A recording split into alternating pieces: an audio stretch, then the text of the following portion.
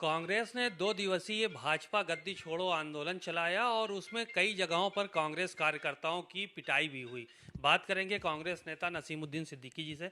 Sir, कल कई जगह से खबरें आई कि कांग्रेस के जो कार्यकर्ता थे उनको बहुत बुरी तरह से मारा पीटा गया है।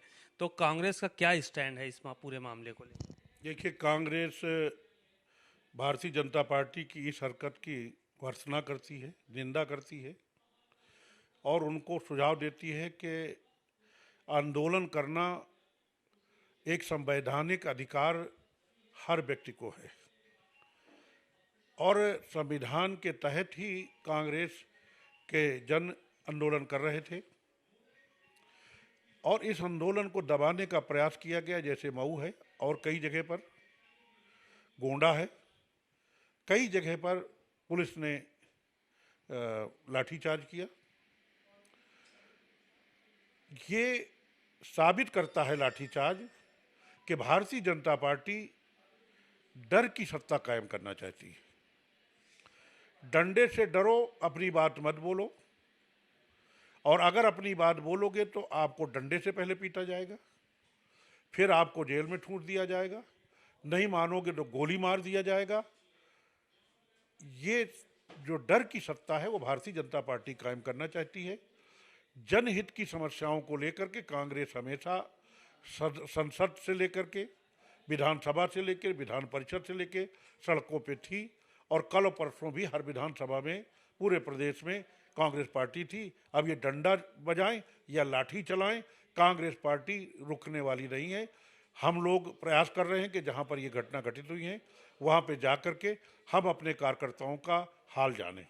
सर, बाढ़ पूरे उत्तर प्रदेश के कई ज़िलों में आई हुई है। हमीरपुर है, प्रयागराज है और तमाम और ज़िले हैं, प्रभावित हैं काफ़ी। तो आप लोगों की तरफ से क्या कुछ मांग है सरकार से, क्योंकि कहा जा रहा है कि बहुत ज़्यादा नुकसान है नहीं वहाँ पे? देखिए, आपके चैनल, दूसरे चैनल सभी दिखा रहे हैं, नीचे पानी भरा हुआ है 10-10 फुट। लोग 2 मंजिला मकान में, 3 मंजिला मकान में अपनी जान हथेली में लेकर के जान बचाने के उद्देश्य से हैं। अगर वो मकान गिर गए तो क्या होगा? तमाम लोग मोटरसाइकिल के साथ, ट्रैक्टर के साथ, पैदल बहते दिखाई दे रहे हैं। क्या ये सब गलत है नहीं तो दिखाई कहां से दे रहा है? जो दिखता है वही तो दिखाया जाएगा।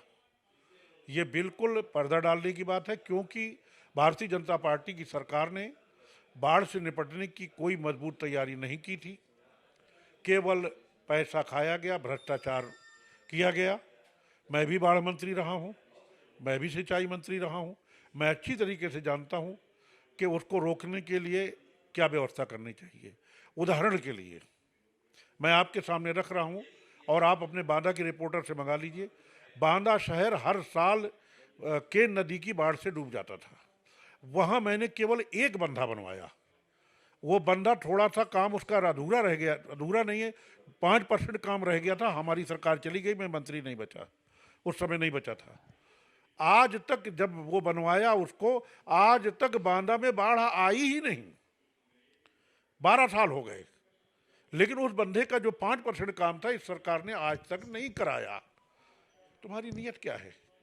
आपके सामने मिसाल है, आप अपने रिपोर्टर से मंगवाइए, उसकी विजुअल रिपोर्ट मंगाकर फिर देखिए, पूछिए क्या उसके बाद रिकॉर्ड होता है। इन्हीं से पूछिए सरकार से, क्या बांदा में उसके बाद बाढ़ आई? पूरा बांदा डूब जाता था। मैं एक जगह का मिसाल दे रहा हूँ। सर, देखा जा रहा है कि बैकवर्ड के आरक्षण की मांग की जा रही है और उनकी जातिगत जनगणना की बात कही जा रही है। इसको लेकर कांग्रेस क्या सोचती है, क्या कुछ स्टैंड है उसका? हम बैकवर्ड शेड्यूल कास्ट की आरक्षण के घोर समर्थक हैं।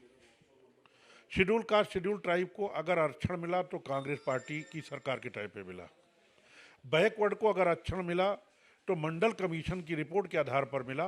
मंडल कमीशन बनाने का काम तत्कालीन प्रधानमंत्री कांग्रेस की स्वर्गीय इंदिरा गांधी जी ने किया था। आज उसी मंडल कमीशन की बदौलत जो है 27% आरक्षण मिल रहा है। तो हम तो समर्थन में थे, लेकिन ये जो आरक्षण दे रही है धोखा है, ये धोखा है।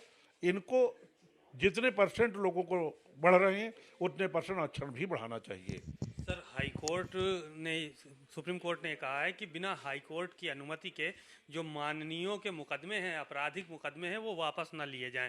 उत्तर प्रदेश में देखा गया पिछले दिनों जो है वो काफ़ी मुकदमे वापस हुए और उस पर सवाल भी खड़े हुए थे, चाहे वो मुख्यमंत्री के मुकदमे हों या फिर डिप्टी सीएम के मुकदमे। हम सुप्रीम कोर्ट और हाई कोर्ट से अपील करेंगे कि 15 मार्च 2017 के बाद जो भी मुकदमे वापस लिए गए हैं उनको सबसे उनकी समीक्षा होना चाहिए, उनका रिव्यू होना चाहिए और उनकी विशेषता, उनकी वापस लेने का कारण जानते हुए अगर अकारण हैं, चाहे वो नसीमुद्दीन सिद्दीकी के हों, चाहे माननीय मुख्यमंत्री जी के हों, सब रिजेक्ट कर देना चाहिए और उनके ऊपर मुकदमा चलना चाहिए, अदालत में फैसला होना चाहिए। बातचीत के लिए शुक्रिया।